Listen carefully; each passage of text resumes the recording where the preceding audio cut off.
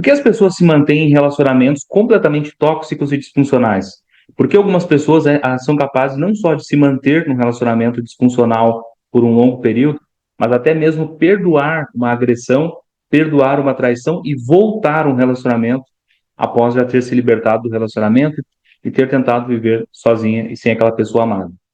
Eu vou falar um pouco sobre esse tema, tendo como base a especulação, a notícia de que o DJ Ives e a ex-esposa teriam sido flagrados juntos em viagens há 2, 3 anos agora recentemente, sendo que há 2 ou 3 anos atrás ele foi acusado de agredir, tinha até filmagens, se eu não me engano, dele chutando a ex-esposa, enfim, né? Eu vou ter o cuidado aqui de deixar claro que eu vou falar sobre o tema e não sobre a notícia em si, porque eu pesquisei aqui, apareceu no meu Instagram pessoas comentando sobre o caso, usando essa notícia para falar sobre psicologia, sobre comportamento humano, sobre dependência emocional.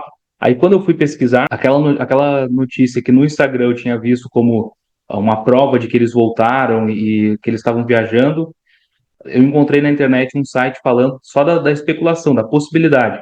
Então, suspeita de que talvez eles tenham voltado, rumores de que eles tenham voltado. E aí, em outras matérias, falando sobre a condenação recente, né, de que 3 anos após a agressão, ele foi agora condenado a alguns meses de prisão, entende? Então, eu não vou me ater ao fato em si, a matéria do DJ Ives em si.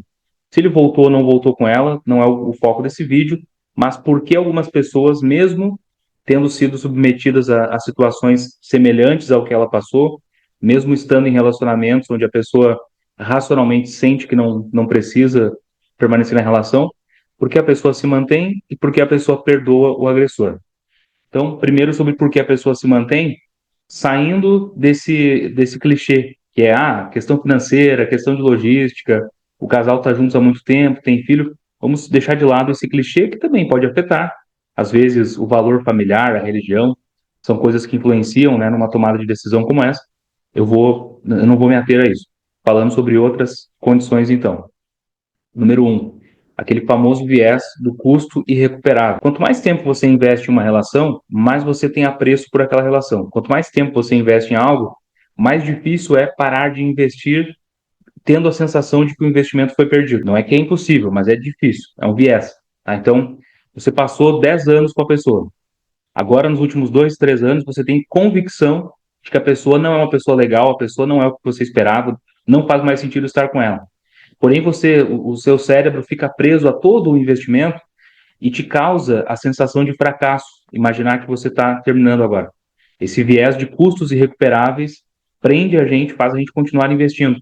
Parece que para o cérebro é como se fosse mais lucrativo. Bom, já que eu investi 10 anos, eu posso investir mais um ano e aí depois que eu investir mais um ano eu vou ter uma relação perfeita, então vale a pena, né? Nessa perspectiva, assim. Então isso, infelizmente, faz muitas pessoas se manterem em relacionamentos assim disfuncionais.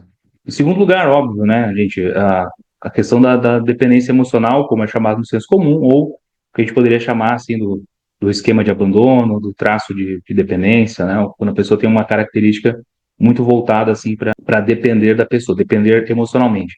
Inclusive, eu gravei um vídeo recente falando sobre o esquema de abandono, o vídeo vai ficar listado aqui no card, recomendo que assistam, para quem quiser entender melhor como se forma esse esquema, mas é uma característica que pode manter a pessoa presa em uma relação, deixar a pessoa angustiada com a ideia de terminar. Só por imaginar como seria a vida sozinha, só por imaginar terminando a relação, a pessoa vivencia uma angústia, vivencia uma dor.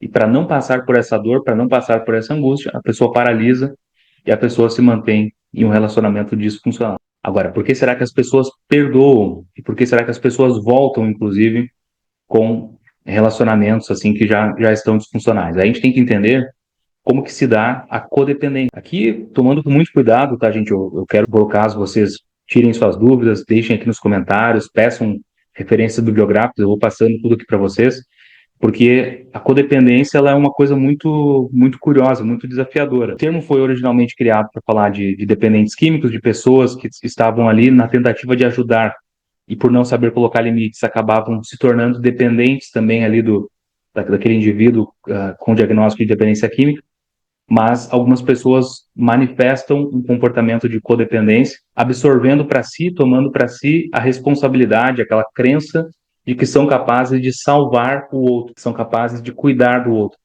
que são especiais a ponto de serem capazes de salvar.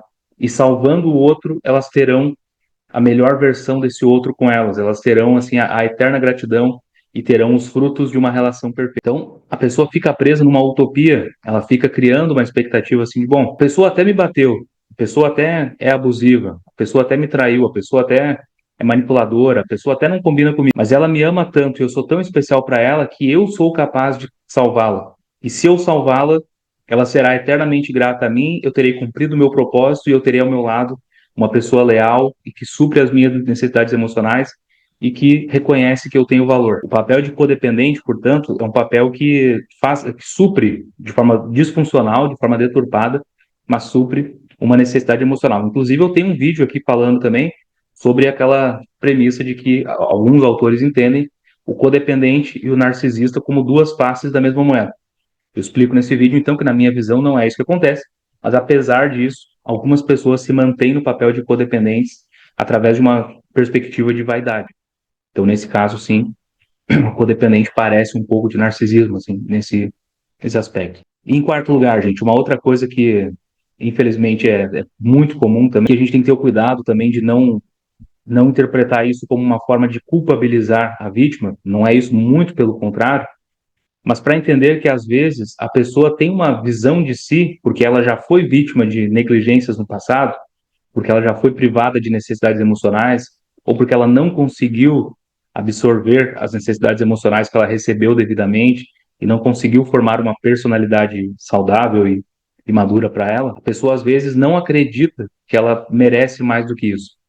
A pessoa às vezes acredita que aquele amor que machuca, aquele amor que maltrata, aquele amor que a humilha, que na verdade não é um amor, é só uma migalha de amor junto de uma violência, junto de uma manipulação, a pessoa às vezes não consegue enxergar que ela merece mais do que isso, que ela não precisa passar por aquilo. De repente ela tem uma visão de si tão autodepreciativa, tão diminuída, tão negativa, que quando ela recebe um amor junto de violência, para ela aquilo é o normal. Aquilo é o que ela espera encontrar no mundo. E se aquilo é o que ela espera encontrar no mundo, por que ela vai fugir daquilo? Se aquilo sempre foi o mundo dela. Se ela sempre acreditou que o mundo seria assim. Quando a pessoa consegue ter dentro de si uma visão de que aquilo não é amor, que ela não precisa passar por aquilo, que ela merece, que ela tem o direito a ter uma relação saudável, ela tem um ideal bem construído do que seria uma relação saudável, ela consegue visualizar o que é ser tratada com dignidade, com respeito, com empatia, com cuidado. Então, ela estando diante de uma relação abusiva, ela tem uma visão idealizada tão clara que ela não vai se submeter àquilo. Nem todo mundo teve a experiência de ser devidamente amado. Nem todo mundo tem uma referência saudável de recebimento de amor, de cuidado, de proteção. Nem todo mundo teve a necessidade emocional de vínculo seguro atendida com dignidade e de forma eficiente. Então, infelizmente, algumas pessoas submetem a isso por conta disso. E óbvio, né, gente? Se de um lado existe uma pessoa que é codependente, uma pessoa que não tem uma visão segura de si, que não tem boa autoestima, que não sabe colocar limites, que não tem uma visão saudável de um relacionamento construída, ela encontra uma pessoa com transtorno de personalidade narcisista ou borderline, ou alguém que machuca, assim, alguém que faz um uso deliberado disso, aí a pessoa se mantém em um relacionamento prejudicial por longos períodos.